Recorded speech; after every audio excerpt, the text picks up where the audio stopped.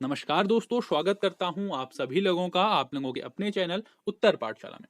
दोस्तों, भारत विश्व का सबसे बड़ा लोकतांत्रिक देश है और अपने लोकतांत्रिक मूल्यों परंपराओं के लिए ही भारत को विश्व भर में जाना जाता है। ऐसे में दुनिया भर में लोकतंत्र की स्थिति पर नजर रखने वाले एक अमेरिकी एनजीओ फ्रीडम हाउस की ताजा रिपोर्ट में भारत की रैंकिंग में गिरावट देखने को मिली है। तो दोस्तों, जो फ्रीडम हाउस है उसकी ताजा लोकतंत्र रिपोर्ट में भारत को मुक्त से आंशिक रूप से मुक्त राष्ट्र का दर्जा दिया गया है। यानी कि दोस्तों, आज से पहले भारत एक स्वतंत्र राष्ट्र के रूप में जाना जाता था, लेकिन अब इस रिपोर्ट में भारत को स्वतंत्र आंशिक रूप से दर्शाया गया है। यानी कि आंशिक रूप से मुक्त अब भारत को इसमें दर्शाया गया है। सीधे शब्दों में अगर बात करें दोस्तों, तो भारत के लोगों की स्वतंत्रता अब पहले के मुकाबले कम हो गई है। यानी कि इस देश के नागरिक अब पूरी तरीके से स्वतंत्र नहीं है। जानेंगे दोस्तों कि इस रिपोर्ट में भारत को आंशिक रूप से मुक्त राष्ट्र कहने के पीछे के क्या कारण हैं और ग्लोबली विश्व को किस प्रकार से कैटेगराइज इसमें किया गया है, वो भी हम इस वीडियो में जानेंगे दोस्तों। तो वीडियो को लास्ट तक जरूर देखिएगा।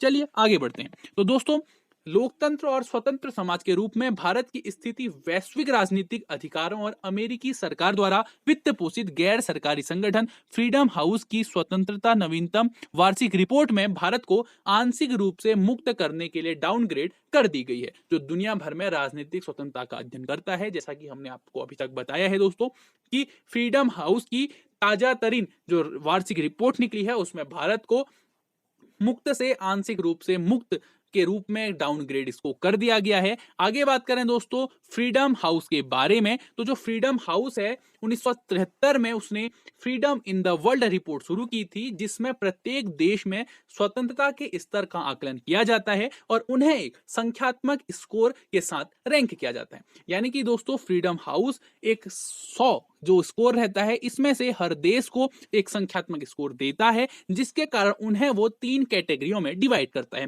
पहली जो कैटेगरी इसको डिवाइड की जाती है वो होती है मुक्त कैटेगरी, यानी कि जो राष्ट्र पूर्ण तरीके से मुक्त हैं उन्हें इस कैटेगरी में रखा जाता है। यानी कि 100 में से जिनके सर्वोच्च अंक होते हैं उन्हें इस कैटेगरी में रखा जाता है। उसके बाद दोस्तों आंशिक रूप से मुक्त कैटेगरी इसमें आती है। उसमें दोस्तों ऐसे राष्ट्रों को रखा जाता है जिनकी मुक्त यानी कि जिनकी स्वतंत्रताओं में थोड़ी सी कमी देखने को मिलती है। और तीसरी कैटेगरी में गैर मुक्त राष्ट्रों को रखा जाता है, यानी कि जहां के नागरिकों को स्वतंत्रता नहीं दी गई है, ऐसे राष्ट्रों को गैर मुक्त घोषित किया जाता है। और ऐसे राष्ट्रों की 100 में से सबसे कम अंक ऐसे राष्ट्रों के होते हैं। बात करें भारत के स्कोर की, तो भारत का स्कोर दोस्तों 2018, 19, 20 में 100 में से दोस्तों 71 से 77 के बीच में रहता था।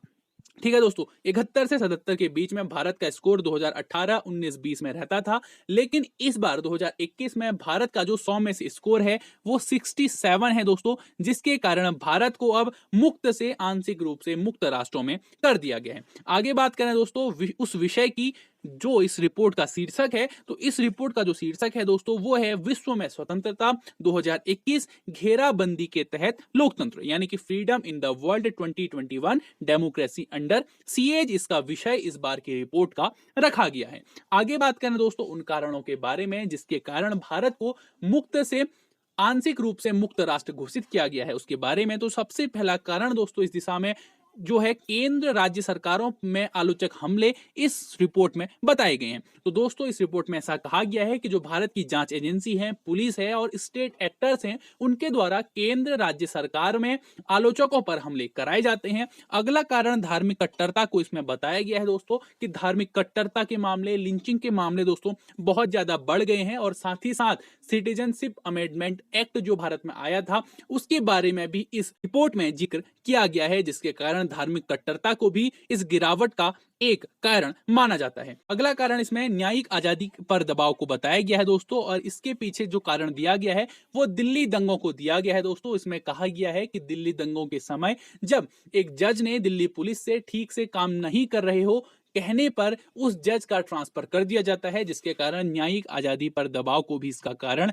इस रिपोर्ट में बताया गया है। अगला कारण मानवाधिकार कार्यकर्ताओं, पत्रकारों पर हमले का उल्लेख इस रिपोर्ट में किया गया दोस्तों। साथ ही साथ कश्मीर मामलों में इंटरनेट शटडाउन, यानी कि जब से वहां धारा 370 वहां से हटाएगी तब से इंटरनेट शटडाउन को भी इसका एक मेन कारण इसमें बताया गया है, जिसके कारण भारत को मुक्त से आंशिक रूप से मुक्त राष्ट्र घोषित किया गया है। और 2019 में इस रिपोर्ट रिपोर्ट में ऐसा बताया गया है कि सबसे ज्यादा गिरावट देखने को मिली है। अब ऐसा नहीं है दोस्तों कि भारत के बारे में सभी नकारात्मक ही बातें इस रिपोर्ट में कही गई हैं, कुछ सकारात्मक बातें भी हैं जो भारत के बारे में कही गई हैं। तो पहली सकारात्मक बात भारत के बारे में कही गई है वो कही गई है फ्री एंड फेयर इलेक्शन, यानी कि जो भारत है यहाँ स्वतंत्र और निष्पक्ष चुनाव प्रणाली को फॉलो किया जाता है। और साथ ही साथ इसके कहा गया है कि स्वतंत्र और निष्पक्ष चुनाव प्रणाली के साथ ही जो यहाँ की जो पॉलिटिकल पार्टीज हैं इसमें जो फंडिंग होती है, किस तरह से इनमें पैसा लगाया जाता है, जिन्हें हम इलेक्टोरल बॉन्ड कहते हैं, वो भी पारदर्शी नहीं है, ऐसा इस रिपोर्ट में कहा गया है दोस्तों। दूसरा जो पॉजिटिव एक हम ले सकते हैं वो भारत के लिए कहा गया है कि इस भारत में जो पॉलिटिकल पार्टिसिपेशन है वो बहुत ज्यादा अच्छा है, वो इस रिपोर्ट में कहा गया है। साथ ही साथ यह भी कहा गया है कि जो चुनाव के दौरान जो स्टेट एक्टर्स हैं वो सांप्रदायिक तनाव फैलाने की कोशिश करते हैं, ऐसा भी इस रिपोर्ट में कहा गया है। तो दो पॉजिटिव पॉइंट इस रिपोर्ट से हम ले सकते हैं कि फ्री एंड फेयर इलेक्शन इस रिपोर्ट में कहा गया है जो भारत में किए जाते हैं, और पॉलिटिकल पार्टिसिपेशन का पॉइंट भी इस रिपोर्ट में भारत के लिए एक सकारात्मक दृष्टिकोण को दर्शाता है।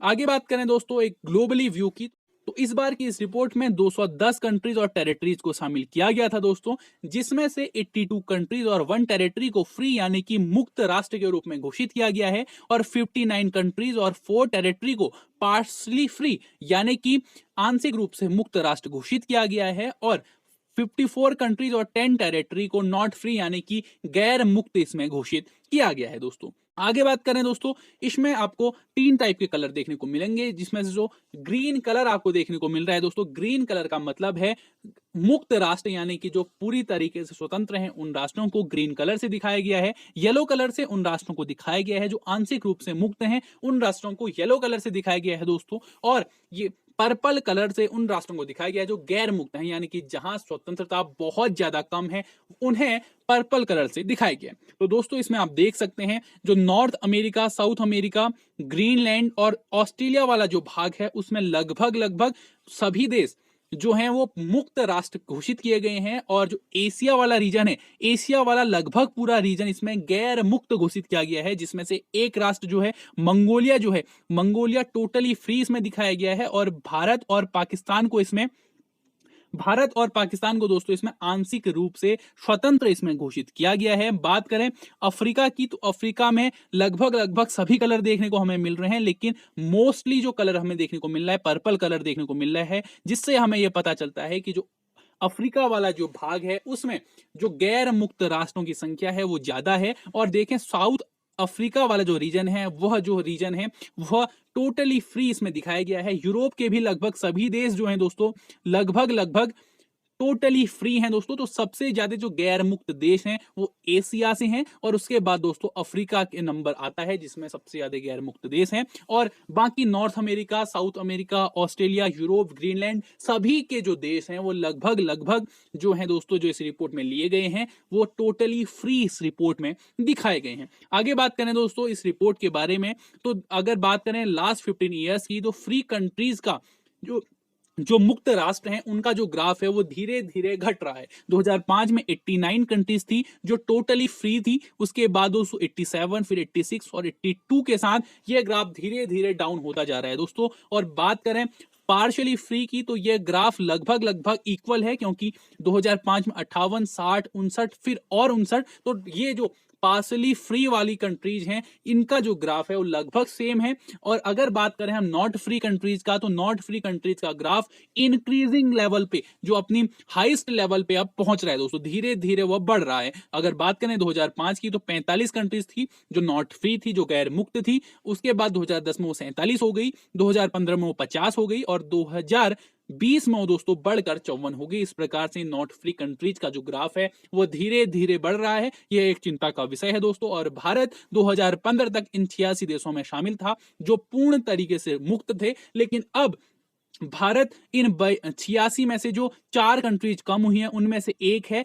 जिस कारण से अब वो इन 59 कंट्रीज में आ गया है। जो आंशिक रूप से मुक्त कंट्रीज हैं उनमें भारत अब देखने को मिल रहा है। ऐसे में दोस्तों अब आप लोग हमें ये बताएंगे कि आप लोगों को भारत में जो आंशिक रूप से मिली स्वतंत्रता आपको लगती है, या आपको लगता है कि भारत में आप पूर्ण तरीके से स्वतंत्र हैं, ये आप हमें हमारे इस वीडियो के कमेंट बॉक्स में कमेंट करके जरूर बताइएगा। और इस रिपोर्ट के लिए आपके क्या व्यू हैं वो भी आप हमें हमारे कमेंट बॉक्स में कमेंट कमेंट करके जरूर बताइएगा दोस्तों। आई होप आपको ये वीडियो पसंद आया होगा, और अगर आपको ये वीडियो पसंद आया तो वीडियो को लाइक कीजिए, शेयर कीजिए और हमारे चैनल उत्तर पाठशाला को सब्सक्राइब कीजिए दोस्तों, और बेल आइकन को जरूर प्रेस कीजिएगा। आप मुझे अगर पर्सनली फॉलो करना चाहते हैं तो ये सभी मेरे सोशल मीडिया हैंडल्स हैं, जिन पे जाके आप मुझे पर्सनली फॉलो कर सकते हैं। और अगर आपको किसी भी क्वेश्चन में कोई डाउट है तो आप अपना डाउट मुझे मेरे व्हाट्सएप नंबर पे पर्सनली मैसेज करके भी क्लियर कर सकते हैं। That's all for today. Thank you for next video.